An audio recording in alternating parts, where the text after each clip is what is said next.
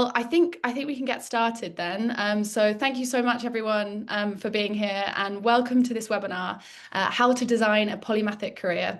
My name's Flora. I work in the marketing team here at the London Interdisciplinary School.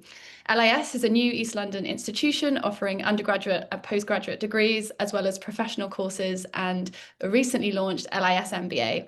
We teach students and professionals how to tackle complex real-world problems by applying knowledge and methods from a range of disciplines across the arts, sciences, and humanities. If you'd like to find out more, please visit our website at lis.ac.uk. Today, I'm delighted to introduce to you our speaker, Waqas Ahmed. Waqas is an assistant professor here at LIS, author of the very aptly named and internationally acclaimed book, The Polymath, and founder of the Da Vinci Network, who this webinar is in collaboration with as part of their upcoming Polymath Festival. More on that later. Waqas holds degrees in economics, international history, and neuroscience. And unsurprisingly for a polymath, he has a remarkably varied career. He's been a diplomatic journalist, charity director, entrepreneur, just to name a few. And again, more on that later. The format of today's webinar will be a 40-minute presentation from Waqas, followed by 15 to 20 minutes of questions at the end. And we'll try to get to as many as we can. So please do leave them in the chat or the Q&A section. Thanks so much. Over to you, Waqas. Flora, thank you so much, and welcome everyone. Good to speak with you today about something that's very, very close to my heart, and I imagine close to yours too, as you're signing in and giving a valuable time of yours to this presentation. We hope to bring some value to you. That's my purpose here, not just to talk about this as a concept, but to talk about how it might apply in a real world scenario to yourself. So we will start off by talking about a bit more about the tradition of polymathy, as I'd like to call it, and how this tradition has taken us or brought us to the modern world, and how therefore we should be moving forward with a more polymathic design to our careers. Now, here you'll see an image that some of you might be familiar with.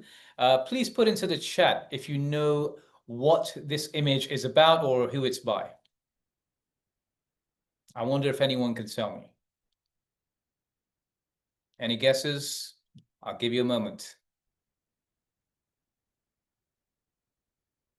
Well, I've heard Dali as well as many others in the past. Andre Brim, Picasso. Good. These are all very good guesses. But and from a similar period, but not correct. Okay, this is Jean Cocteau. Jean Cocteau, as many of you might know, actually was a very good friend of Picasso's and was very much part of the French clique in the early 20th century cultural scene. And it's really interesting because he himself was highly polymathic, culturally speaking. He was involved in so many different art forms. He's produced very critically acclaimed film, as well as artwork of different kinds using different media. He was a writer, he was a renowned poet, as well as a novelist. And he also got involved in very interesting projects outside of culture as well. But he kind of exemplified that early 20th century European polymathy that was more commonplace then than it has been subsequently. And I'll talk a bit more about that historical evolution as well. But this is a very apt picture, isn't it? Someone who clearly is engrossed in a variety of activities simultaneously. Okay, next, please. Now, as Flora kindly mentioned, so my own background, which I'll go into in a bit more detail a bit later, is what you might call multidisciplinary, but it kind of led me to think about this concept of the polymath as I was coming through as a young artist, scientist, someone who's interested in sports and various other things, as I'm sure many of you have been growing up. You know, we're all multifaceted as young people, and then we're conditioned by a particular system to become much more narrow and specialized. It's a system that I've been challenging for a while, but I'll tell you, we'll speak a bit more about that in due course. The book that I published about this was outlines what a polymath actually is. So it's a person that demonstrates an exceptional cross-domain versatility and thus excels in multiple seemingly unrelated fields, and often making novel connections between them. And there are various types and levels of polymathy, I suppose, which I go into in the book.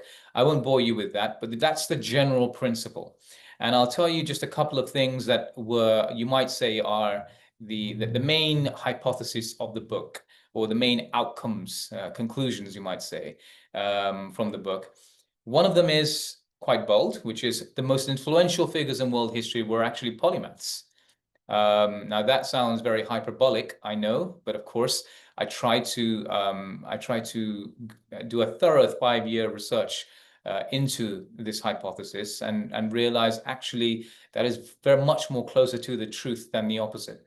If you look into the lives of many influential figures, in fact, I challenge anyone to talk about someone who has shaped history, shaped culture, shaped society profoundly, and then look into their lives, and you'll find more often than not that they had varied, diversified careers, hobbies, experiences, cultural backgrounds.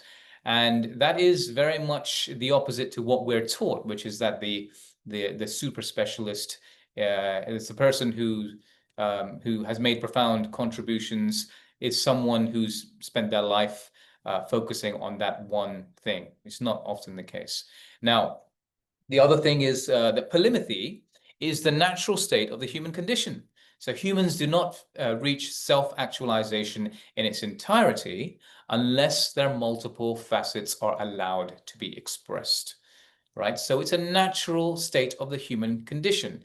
It's not if many of you, I'm sure well, we've all been children, but we've all had experiences with children, and we recognize that the curiosity that one has early on is boundless, and that is a natural disposition.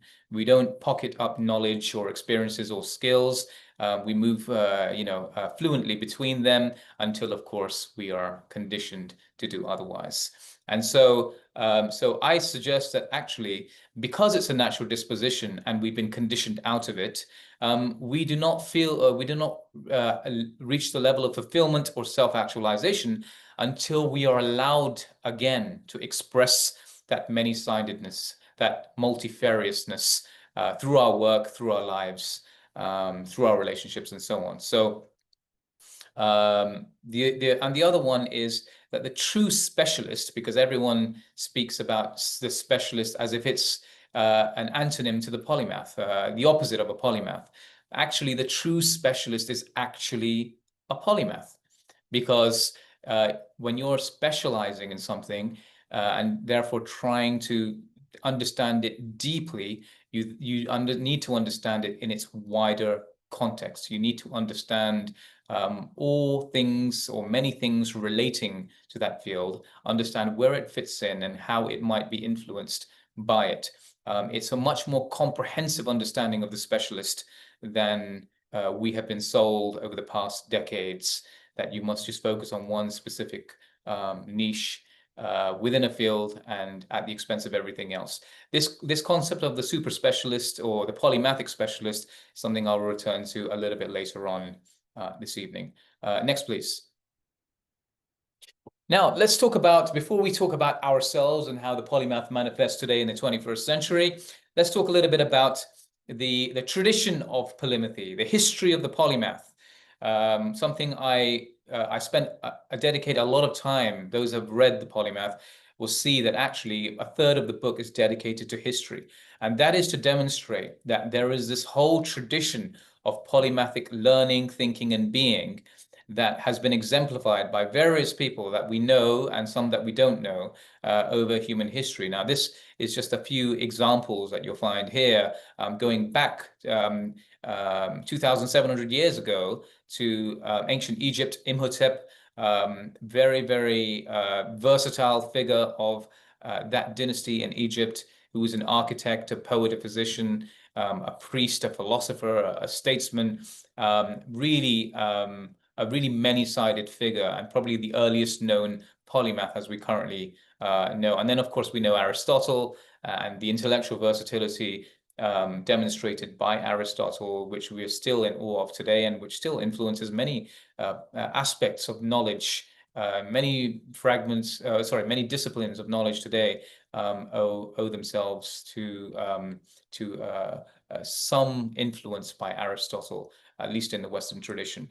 And then there are many others. You can probably recognize a few here. Leonardo da Vinci is the archetype in the Western mind, at least, of the polymath, being an artist, a scientist, a philosopher, and an architect.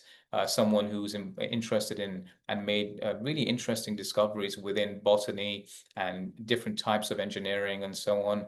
And then you had some well-known statespeople like Thomas Jefferson, who was a really interesting, highly versatile individual prior to becoming one of the founding fathers. Benjamin Franklin is one of those highly polymathic figures of that era too. But then, of course, we must recognize that each and every society and civilization had their own polymaths. And so the book kind of looks into Mesoamerican, Latin American history, as well as Chinese and East Asian history, as well as Central African, West African history, and looks to see not just individuals that might fall into this category, but also the culture of the time and how it either hindered or it supported the polymathic tradition. Next, please.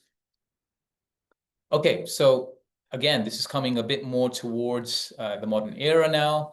You'll notice many examples from here, ranging from Rabindranath Tagore, who we'll talk about in a bit later, Paul Robeson. I mean, if we look here at Lewis Carroll here towards the bottom left, it's one example of someone we know for something specific, which is for the books, Alice in Wonderland. But actually, if you were to look into his career, he was a renowned photographer of his time, and he was also an inventor that invented many mathematical games, and was also, we know him as a novelist, but he was a mathematician, and he was a clergyman as well, who was very interested in theology. For instance, I already talked to you about Jean Cocteau.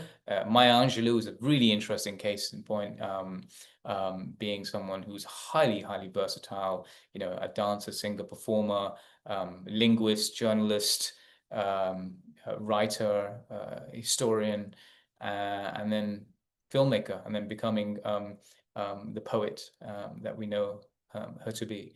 So there are many examples. I'm not going to go into all of them. These are covered within the book. But this just demonstrates to you that when we talk about the polymath, we're talking about different cultures and civilizations around the world. We're looking at different times and places around the world, and we're talking about different kinds of communities.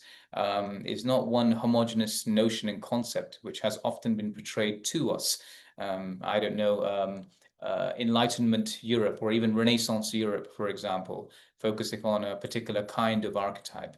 But it's a lot more diverse than that, and it's getting more and more diverse as we move into the modern era. Next, please.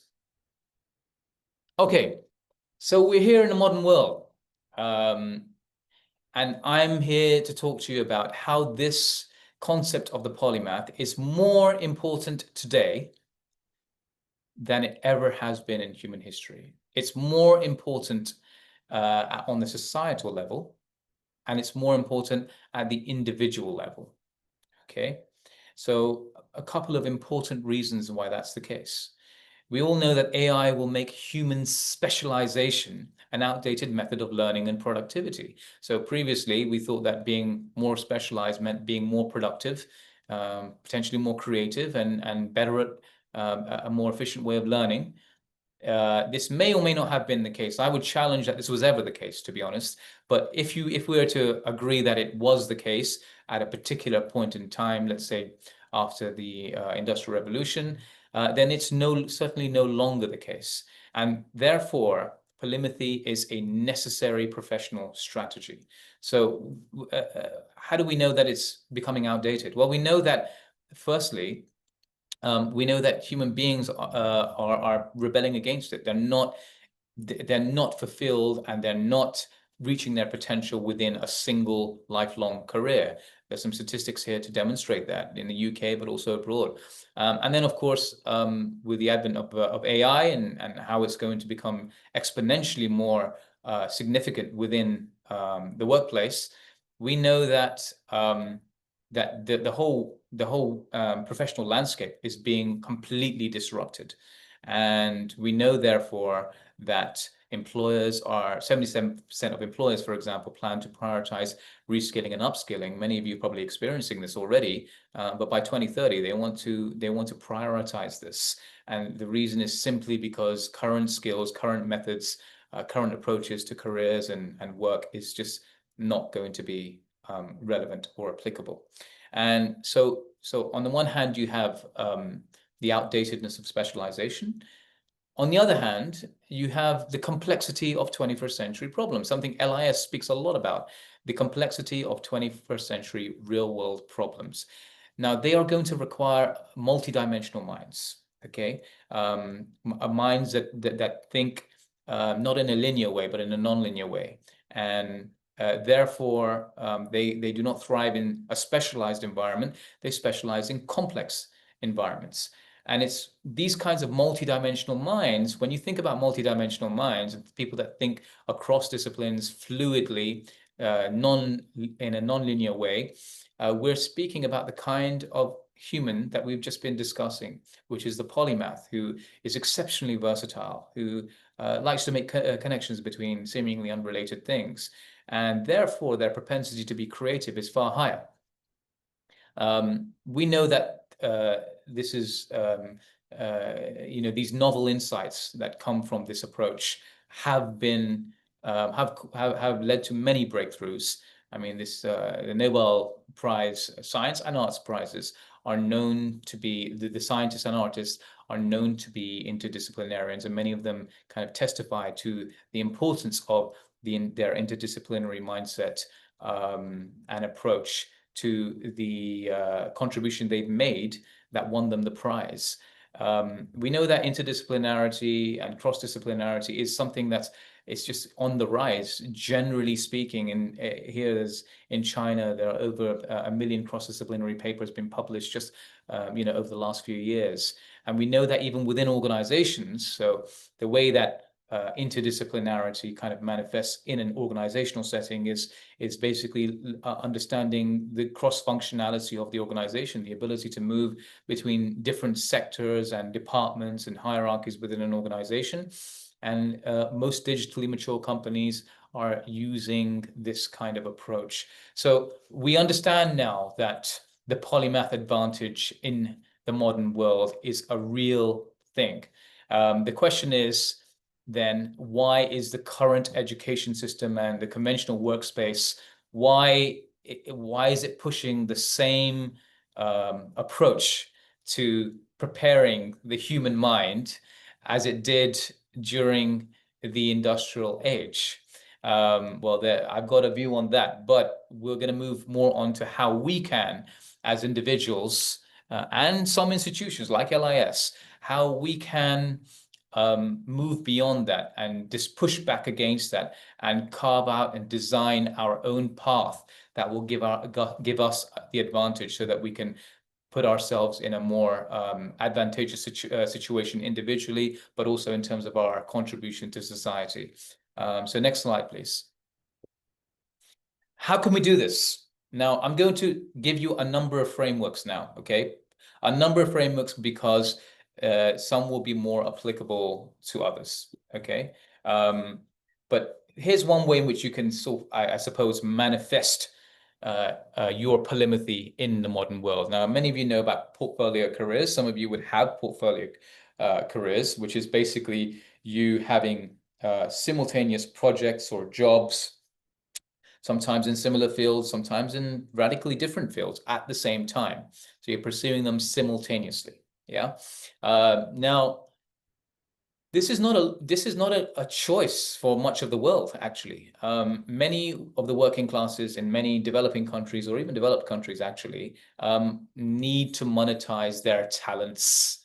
And those talents are often more than one. in order to survive. So they need to, if they have linguistic capabilities, or if they have sporting capabilities, entertaining capabilities, they have to think about how they're going to monetize each of them. And sometimes they're therefore doing multiple jobs at the same time. It's a very common thing, but as you see in the image here, you could have even one individual. I'm sure many of you can relate to this. One individual who, a young lady who is a basketball coach, a Spanish teacher, trying to get a tech startup off the ground, and who's also a graphic designer. And with those kind of skills or capabilities, because any given one of them may not provide a secure opportunity, this person has to design a career that allows for all of them, or not allows for, that ensures that all of them can be performed, often simultaneously, sometimes in a single day, if not a single week. It is not uncommon. Now, the portfolio mindset is interesting, because any individual that's in this does not look at jobs and careers. They do not define their work in terms of jobs and careers. They'll think of them more as pursuits, projects, or opportunities. So they're working on a project, or they've just come across an opportunity, or they're pursuing something specific. So they don't frame things in the same way. And it's not just those that are hustling in the working classes. Those that are actually have done well, a lot of celebrities you may know about, they are not just, it's not sufficient for them. It's not a sure thing for them to survive and thrive in a single space. So if they're a musician or a singer, for example, it's not necessary that they will have a relevance for decades to come. So they have to diversify into film and fashion and business, and it's such a common thing that you would have seen. But that's, again, for reasons of survival. This is not dilettantism. This is not just let's try better this and try better that. Often it's because is out of a recognition that their situation is precarious, as odd as that might seem. Now. These days, if you're building up a profile as a sort of influencer of some sort, then basically you have something central, which is a brand, and a following that you can trust, or that can trust you. So some of you may have heard of Kevin Kelly's 1,000 True Fans theory, or philosophy, which is basically that's all you really need. You don't need a million, or 500,000, or 5 million followers as a community. You don't have to be so big. You just have to have a very highly engaged and loyal followership. And that is, if you have a brand that has that kind of trust, or demands that kind of trust, you can build things and create things in different fields. And it's more about you, rather than those individual things that the following is interested in. And a lot of portfolio careers are built around this. Next slide, please. So that was sort of portfolio careers was sort of simultaneous projects or pursuits. And then you have another way of manifesting the polymathic life, I suppose, which is the serial career changer. Okay. So, the saying you see here, human beings are works in progress that mistakenly think that they're finished. But we have a whole lifetime of growth, evolution, even radical change. So this whole notion of our lives being linear in some way, and even regressive sometimes, is erroneous. What actually the case is that at different stages of your life, you can experience, or even bring about radical shifts in what you focus on in terms of your learning, as well as in terms of your career. So, for example, many very, very influential people have started something completely different to what they did before at different stages of their lives. So Albert Schweitzer, some of you know, won the Nobel Peace Prize, and he's a philosopher. He was a musician, an organist, and a theologian. But actually, it was when he was in his 30s, he started to train as a doctor. And that's actually what he became very well known for, his work, humanitarian work as a doctor. Takeshi Kitano, those who are interested in film, know that he's one of the most critically acclaimed filmmakers of all time. But he only started making film in his 40s. Rabindranath Tagore is interesting. He was the first um, winner of the Nobel Prize for Literature outside of the Western world, and so he was known for his literature. But in his 60s, he took up painting, and now his paintings are considered national treasures, housed in museums in India. And Paul Newman, as we know, as a very versatile person within the world of film.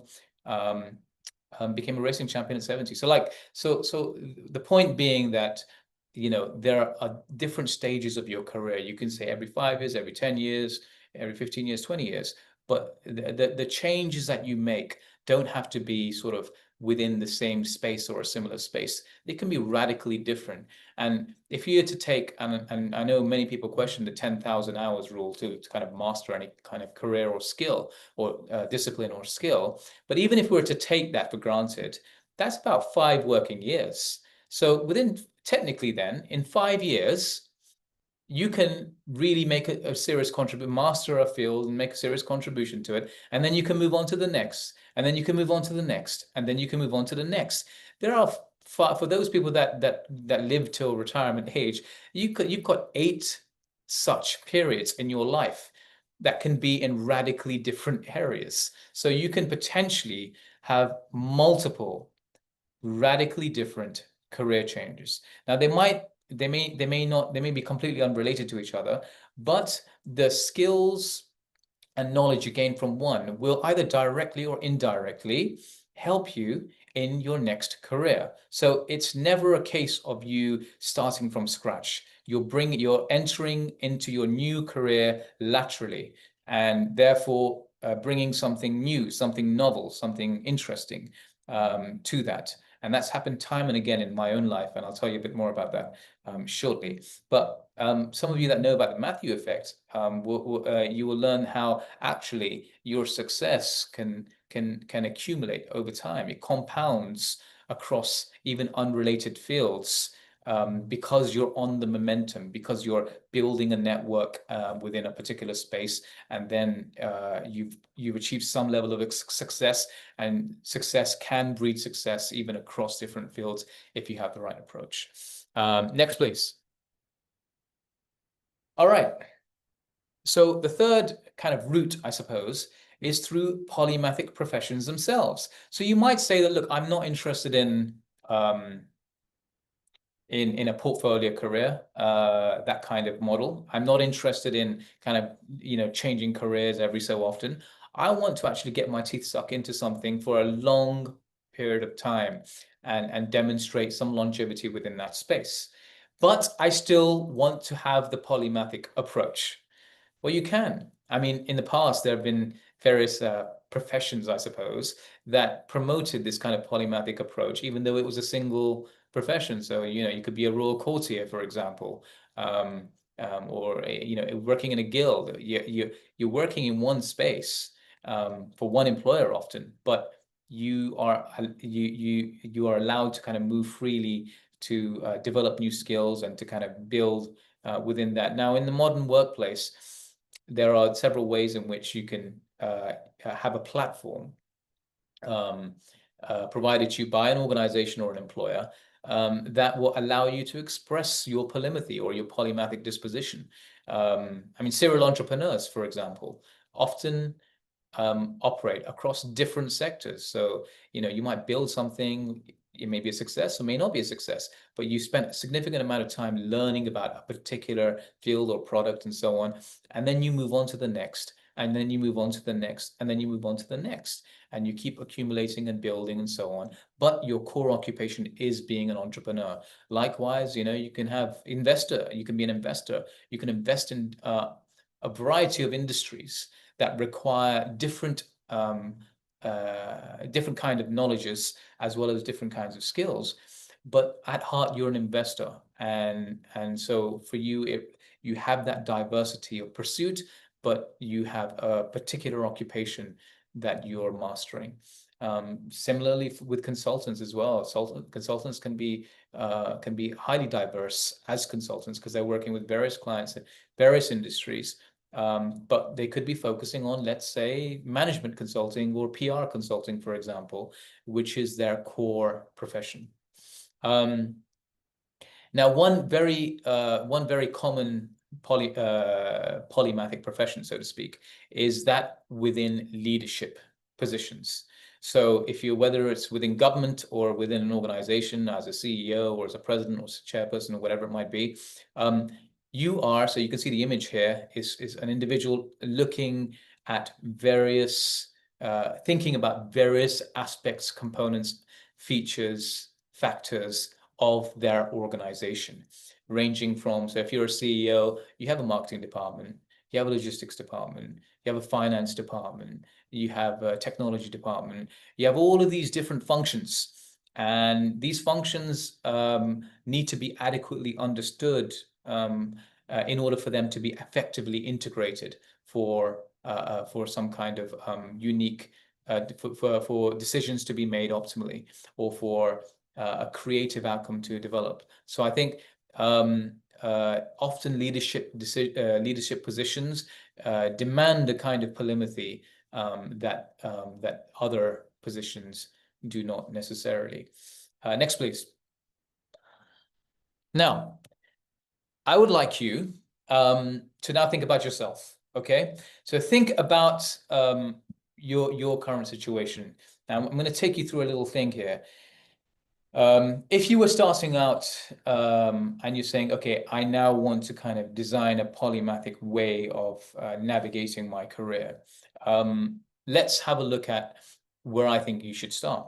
So first and foremost, and this is why I totally advocate an interdisciplinary education, because it provides the kind of breadth needed to have perspective with a capital P. For you to, perspective means you understand things in context and you understand things in the wider picture, so that you can identify those things that might be more important or more critical, or less important or less critical. Okay, so you need to start with breadth. And that's what the education system should really be providing you with. It should be providing you with a multidisciplinary exploration phase. Then what you could do is get some understanding of, okay, my interest is, my own values are, I have a sense of my values.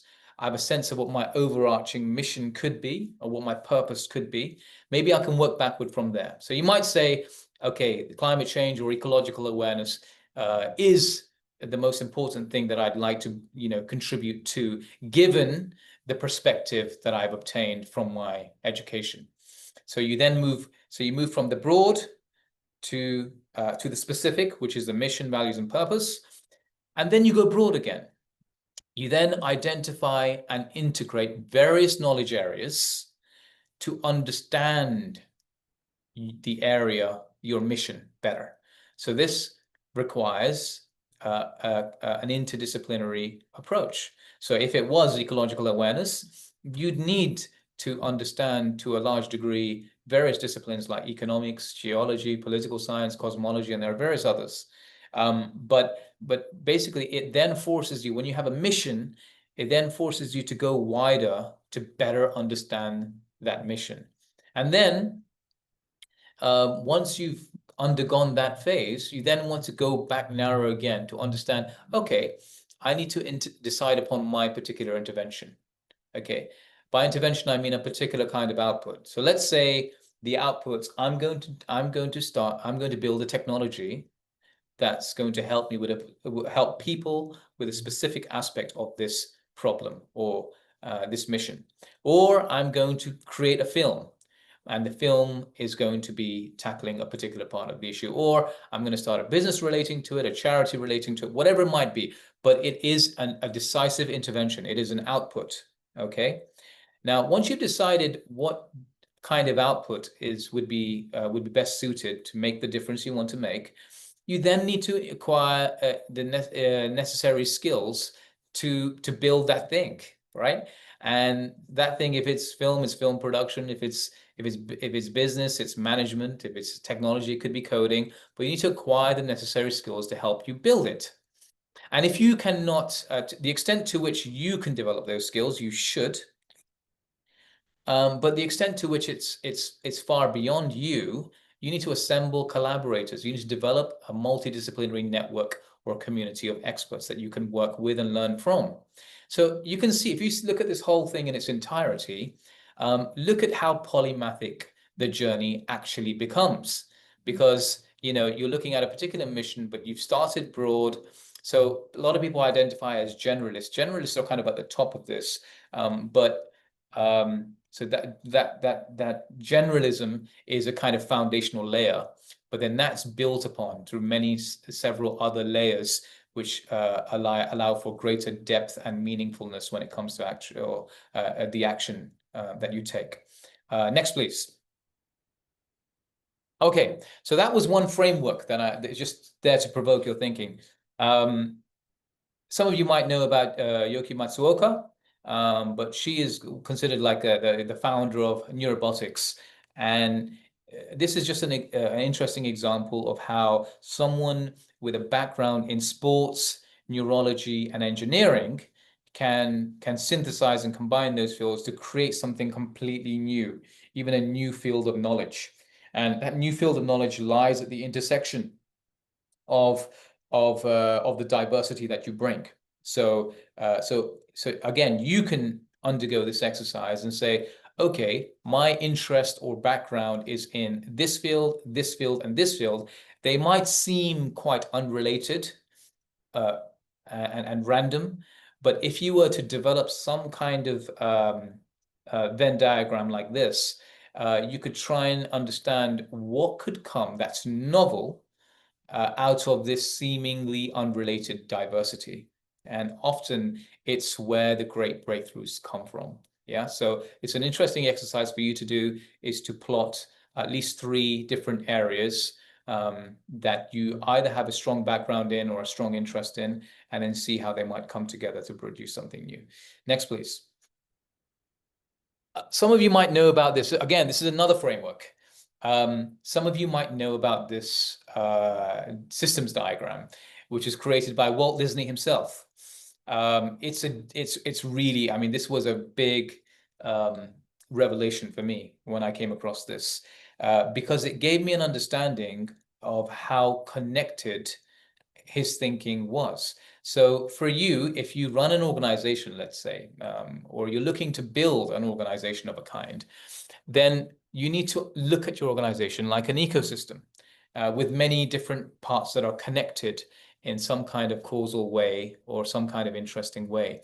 And here, if you're able to zoom in on your respective screens, you'll be able to see how he maps out the connection between one aspect and the other, how Disneyland connects to the music aspect of the company, and how that connects to the merchandising and licensing, and how that goes on to film and comic strips.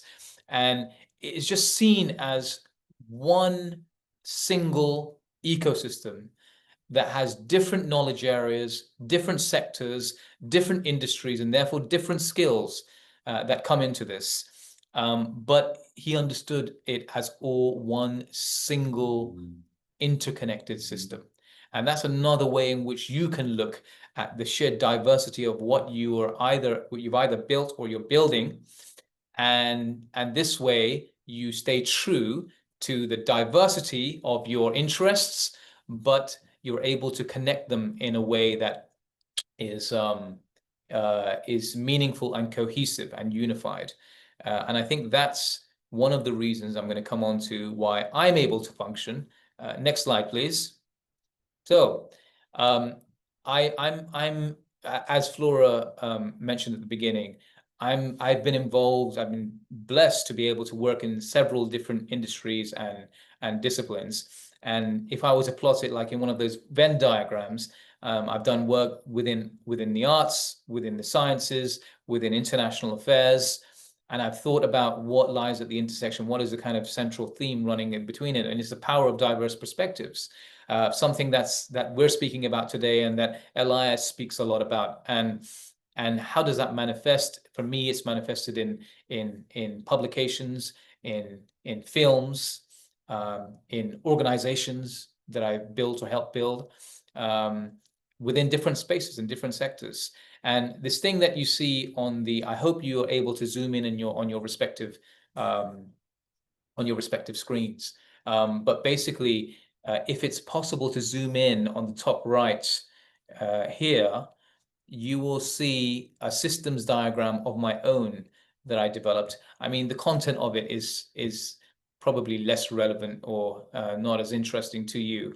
But the point is that I've tried to bring together different elements of my work, which manifest in my affiliation with different organizations, various things that I've published, various organizations that I've either created or been a part of, and different technologies that I'm now looking to build. And I've kind of tried to connect them with each other, and to understand that actually it's all part of the same system. If I were to silo these different areas, I simply would not be able to function, because you only have a specific amount of time. And that's a big question that's levied against me, and that comes up in these conversations. How do you have the time to do all this, to produce all of this, to engage in all of this? And the truth is, it's only because each of my activities reinforce or support or provide something to the other. And therefore, I have this kind of ever-growing areas or projects or ideas that kind of feed off one another in one kind of unified system that I try to make sense of. Sometimes it's chaotic, and sometimes it's a bit more coherent. But the point being is that to this madness of the polymathic life, you need to inject some method to help you on your course. So next slide, please. Almost done. So my question that I pose to you, because my own journey is interesting, but what's really important is your journey. What would your polymathic path look like? Which of these frameworks do you think would be interesting for you to look at, or that apply to you? And how can you use them to kind of give yourself an anchor as you move forward, progressing on your polymathic adventure? Now, I'd like to propose something to you, which is, as part of the Da Vinci Network, as Flora mentioned earlier, we are organizing the Polymath Festival, which is a community of like minds like yourself who are all interested in this kind of polymathic journey. If you move on to the next slide, we'll see that there's a whole agenda of activities over the next 6 weeks.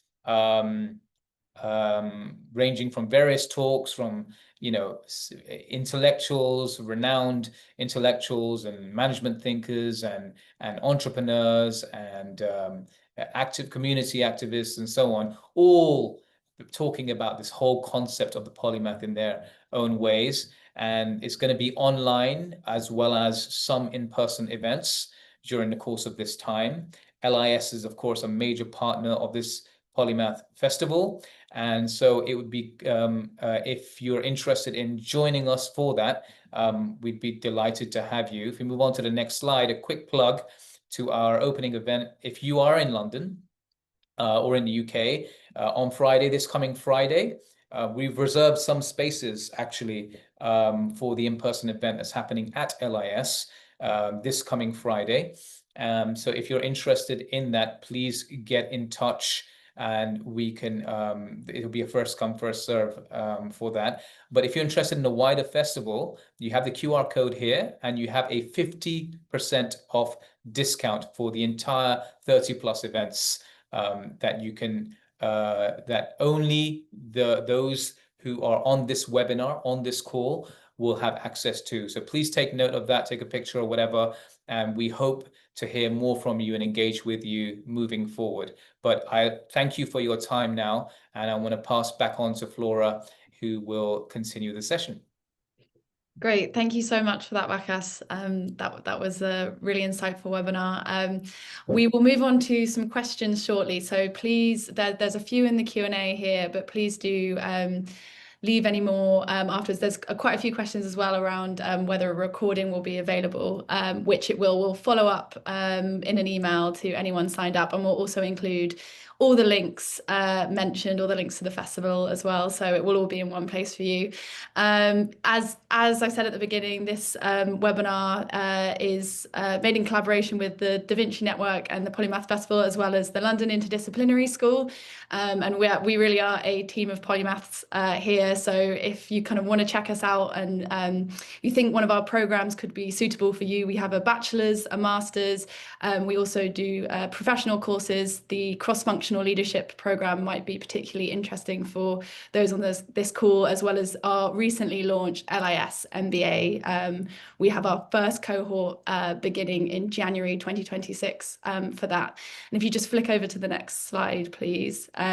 This is where you can find out more. So do scan the QR code to see any of our upcoming events where you can find out a bit more about the programs in more detail. Visit our website, and if you have any further questions, please do reach out to us at hello@lis.ac.uk. I will now have a look at some of the questions. There's a few that have come in. Also, thank you to everyone for speaking on the chat. I could see some really great conversations between people on there. Wakas, one here for you.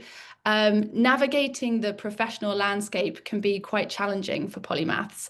Any tips how to thrive as a polymath in the emerging work? Yeah, I mean, it is, and that's because thanks for that question. It's challenging because we're undergoing this kind of shift in paradigm between the industrial mindset and the complexity mindset. And so a lot of early adopters and visionary thinkers or visionary organizations are kind of adapting this approach more. And so I would say that seek those out, seek those organizations that are actually thinking ahead and pioneering this approach, because they do exist. LIS is one, but there's a whole community of them that do exist. And get in touch with like minds so that they can kind of introduce you to the right opportunities. So that would be one thing. And then there are ways in which you can actually make a case, hopefully through some of the information you gathered today as well, make a case for a different approach within your existing workplaces. And I think there will certainly be some of them, some people that will resonate with that. Whether or not they take action is, I think, a matter of time, because I don't think many organizational workplaces will be able to survive, let alone thrive, with an outdated mode of practice. So yeah, I'd say look out for like minds, like organizations, and also seek to make change within your own. Another question here about transferable skills. So we hear a lot about transferable skills. However, job descriptions often require credentials. Are there techniques to best highlight transferable skills and experience to make up for missing credentials? For many reasons, taking certificates or even degree programs is not always a viable option. That's a very good point. Very good point. I would say I'll give you the example. I'll give you an example of not a job opportunity, but actually a learning opportunity that I had. I decided I wanted to move into neuroscience a bit later on, and I had an arts and humanities background. And if I were to simply apply for that program with my background on paper, I wouldn't have the credentials, I wouldn't have the background, I wouldn't have the basic requirements, A-level chemistry, I just didn't have it. So, but what I did do is I took an unconventional approach. I contacted the course director. I entered laterally, basically. I contacted course director, and I basically met them separately, made a very different case, a compelling case, and just kind of changed the narrative in which this was thought about. So I think one's approach cannot be conventional. You cannot, sometimes they won't even let you go past an application process if you do not fulfill a certain requirement. So therefore, that process must be circumvented, and there are various ways of doing that. A question here from a younger polymath. I have been to university already multiple times, but I find myself getting bored or shifting interest. What would you recommend in this type of situation? Very good. I would recommend LIS actually, an educational establishment that allows you to go through that exploration phase that I mentioned earlier on. Um, so a lot of liberal arts colleges in the US, and actually there's a rise of liberal arts degrees in the UK even, that offer that kind of breadth and that opportunity to and that flexibility. So I think that actually it's a healthy thing for you for you to explore at that particular stage, and you should either seek ways of doing that within your institution, or find an institution that's going to give you that flexibility, and they do exist. A question here which is around well-being, I think particularly around portfolio careers. Any tips on managing personal well-being, self-care, as this seems to be a recurring theme with polymaths? Very good point. Very good point. Um, Yeah, this requires some discipline. So like if you have a portfolio career, um, it's a portfolio career is it must be offset by, or shall we say, mitigated by a very strong, committed, disciplined approach to one's day and one's week and one's year. So what you do is, on the one hand, you have the chaos, as I've mentioned, or shall we say, the plurality of your professional life. That's designed to keep your many-sidedness and your curiosity entertained and fulfilled.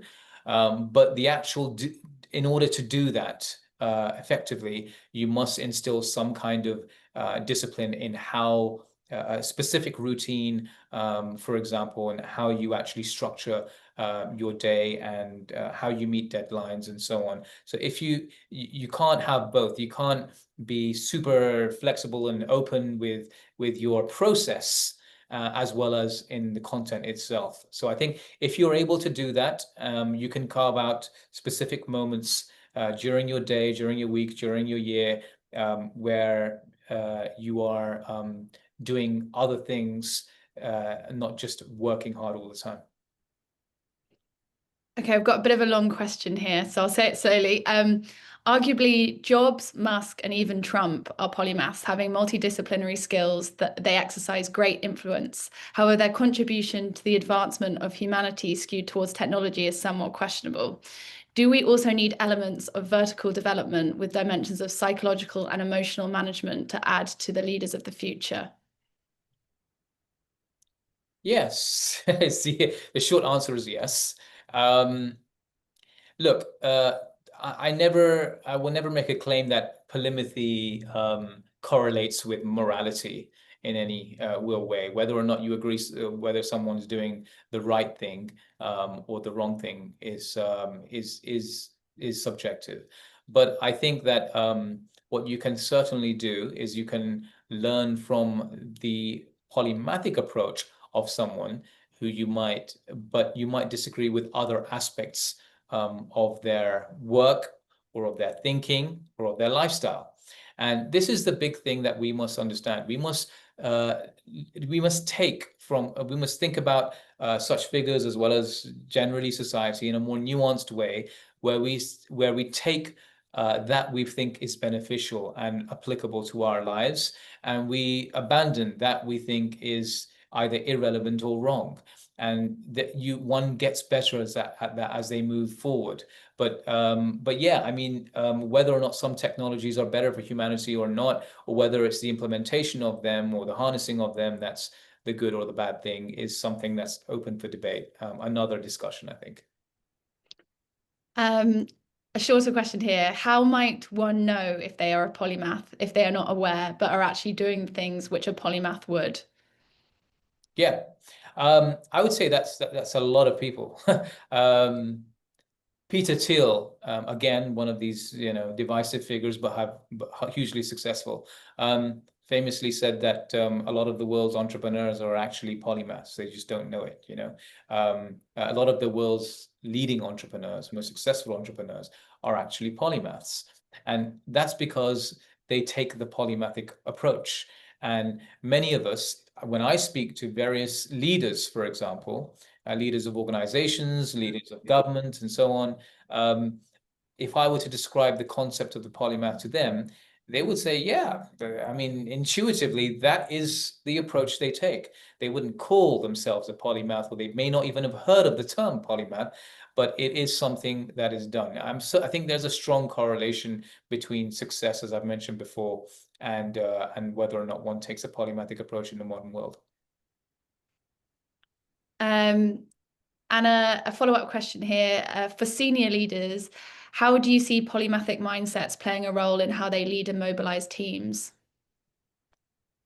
I'd say critical, yeah, critical senior leaders, because um, the greater the seniority, the greater the breadth, actually, of consideration.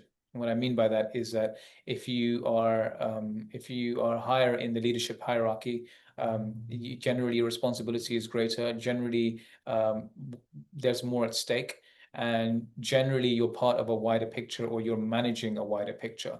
And so, as a result, it is incumbent upon you to have sufficient knowledge, a kind of interactional expertise, as we teach at LIS, an interactional expertise in various fields relating to different people within your team, but also so internal stakeholders, which are your team across different functions, but also external stakeholders, those that are in different parts of society that might either impact or be impacted by your work. And so, in order for you to have meaningful conversations with them and integrate their perspective into your decisions, you need to have that kind of polymathic approach. Great, we've got so many questions here, so I'll take a few more, and then if we don't get around to answering them, then if you want us to follow up, please email our general inquiries inbox and we can field those questions. So another one here, how do you get around the problem that people cannot put us in a box and therefore remember us? Hmm. Yeah. Yeah, good point. I think boxes can be useful. What I mean by that is, for example, I'll give you an example. Whenever I enter a conversation, be it at a dinner party or be it in a meeting, I will not necessarily unveil all the different dimensions of my knowledge or expertise or my background to them in that conversation. I will keep it very relevant. That aspect of my background that's relevant to that meeting or relevant to that social interaction, I will keep it to that, so that I have the engagement of that person or that team, and then you can build on that and bring in other aspects of insight or expertise you might have as and when it becomes interesting or relevant. I think it requires a kind of tactfulness. So people might see you if it's a mechanical engineering meeting and you are a mechanical engineering engineer amongst other things. You will enter as a mechanical engineer. That box is there for a reason. But then once you're there, you can then start bringing in other insights and other aspects of your background. So I think you have to be very tactful about that.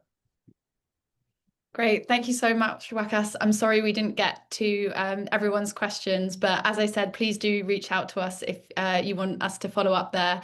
But thank you so much for joining us this evening, and we hope to be in touch again soon. Thank you.